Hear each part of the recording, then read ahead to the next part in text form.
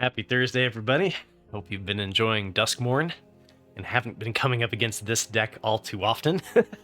So Rakdos Aggro definitely got some interesting tools in Duskmourn. Turn Inside Out in combination with Leyline of Resonance allows Cacophony Scamp to kill on turn 2. So you can also do it with the Heartfire Hero, but it does require the Callous Sellsword.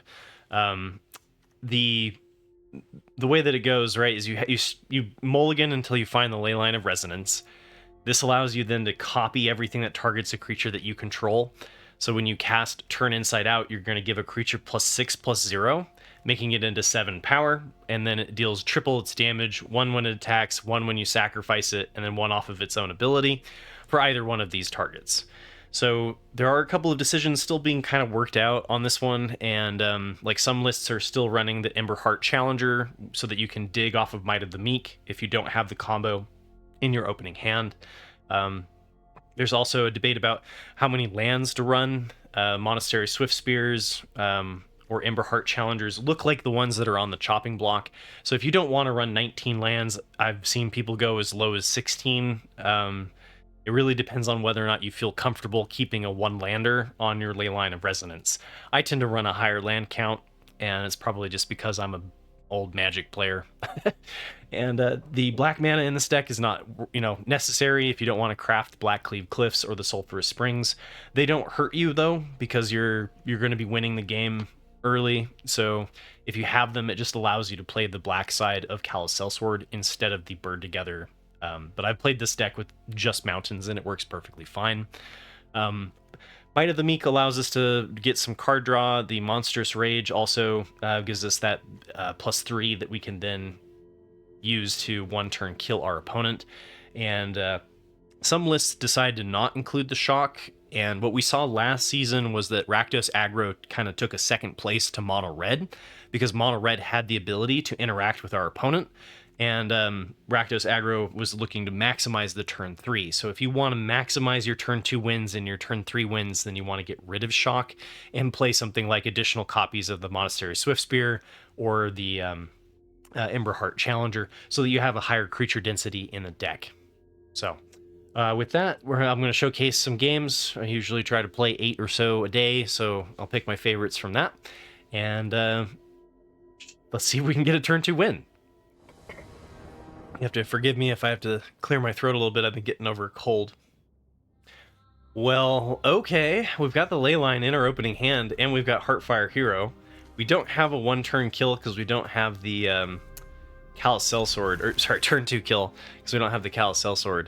But this seems good enough to keep.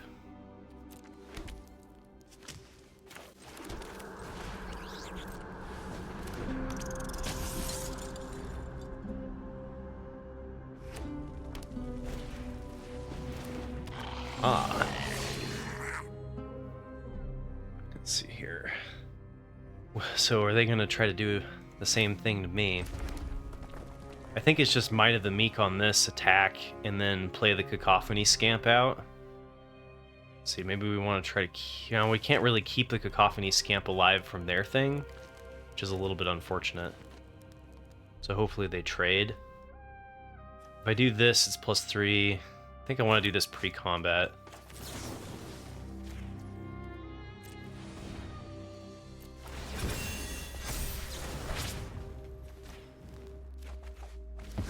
Oh, interesting. Okay.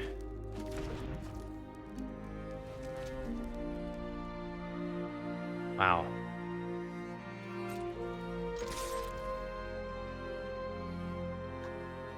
So many different options. Oh, good, they are trading it. So I think I do want to just let this trade and then play the Cacophony Scamp. I could play Turn Inside Out and get 9 damage through and a ton of 2/2s. My brain is a little dead right now because it wouldn't save it, right? I think I'm gonna save the Turn Inside Outs for trying to get the kill next turn. I could be wrong.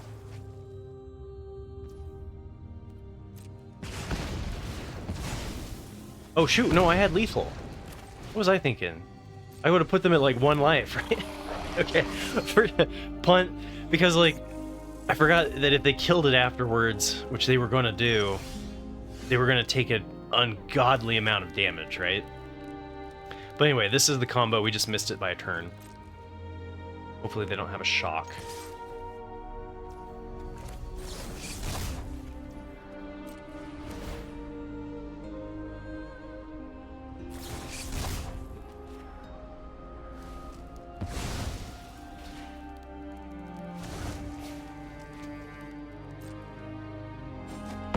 Okay. So we don't even need to kill it with the sellsword. And we get the triggers off of it, a bunch of it. So that's the deck. You can do it as early as turn 2. We missed it, did it on turn 3. I might have actually had a turn 2 win and just like brain farted it. But there you go. Shortest video on YouTube. Alright, let's keep going. You know, if I had pumped it, I would have done 9 damage to them, and they kill it, and then I deal 10 damage to them, leaving them at 1. So, I definitely should have pumped there. Alright, this one doesn't have the ley line in the opening hand. I'm not sure I feel like digging for the ley line super hard. I guess you could just mulligan until you find the ley line. But this deck works okay, even without finding the ley line.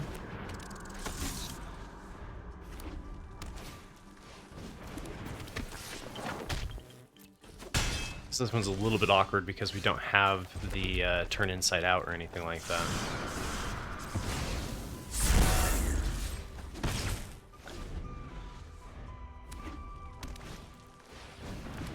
Alright, they swung in.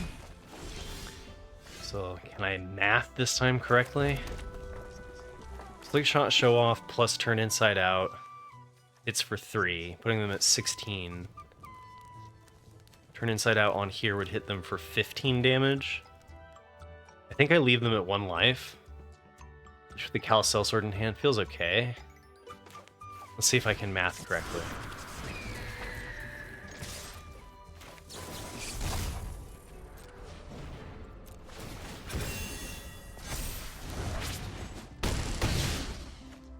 Yeah, I think I'm going to leave them at 1 life.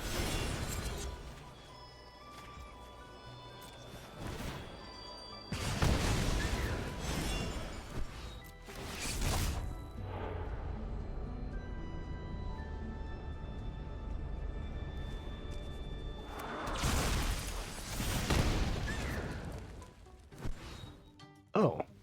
Or I could just do this. Right. I have 2 of them. Oh man, okay, it's been a long day and I'm getting over a head cold. Apologize for the punts, guys. Alright, here we go. So we've got Heartfire Hero into plotting the slick shot, and then we've got 3 combat tricks. Seems good enough. It's not going to get us the turn 2 win, but...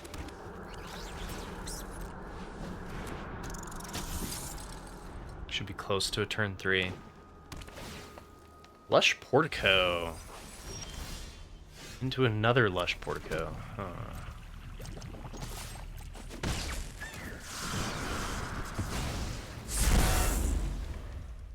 And this is why I like to run the higher land count. If you're really just going to mulligan for the ley line, then you could go lower. But I feel like the deck operates well enough that I don't need to cheese it that hard.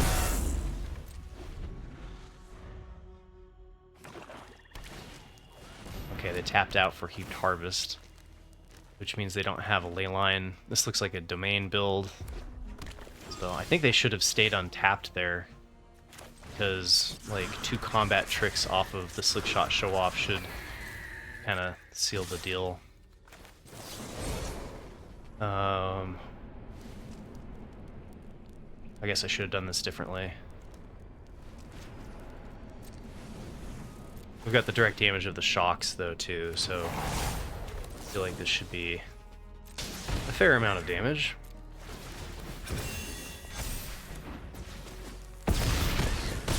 Oh, left him at 1 again. What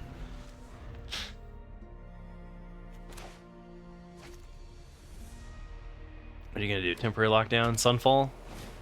Yeah, okay.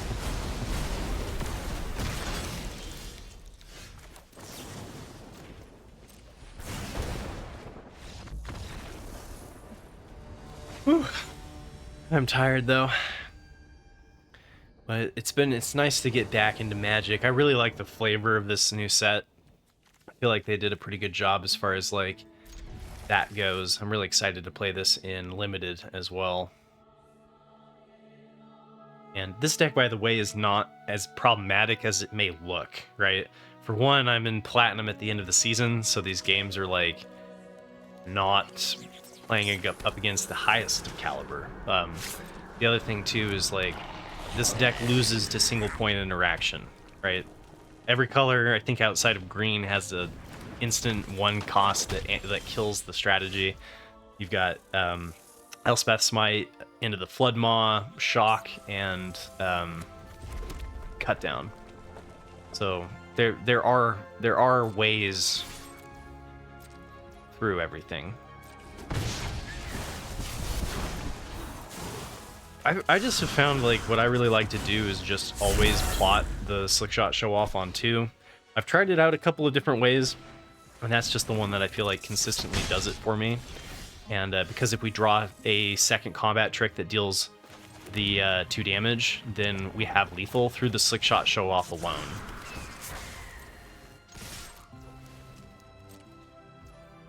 So they're dead here. We could go so many different ways, but this is I'll show you. Since you know the Cacophony Scamp, you get that one to 7 power. Slickshot Show Off, you just need to get to 9 power.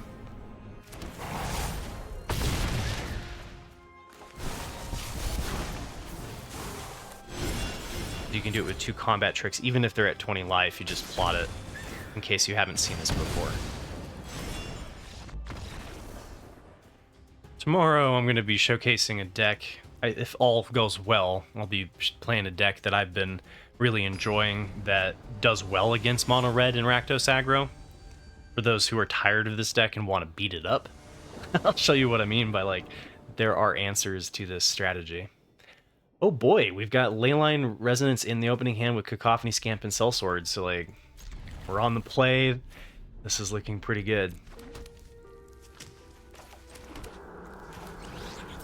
If this was a turn inside out, we had the turn 2. Outside of them having a 1 cost interaction.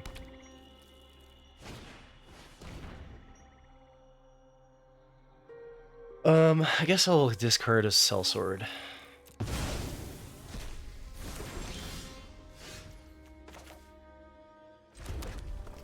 So Felonious Rage, and they're done.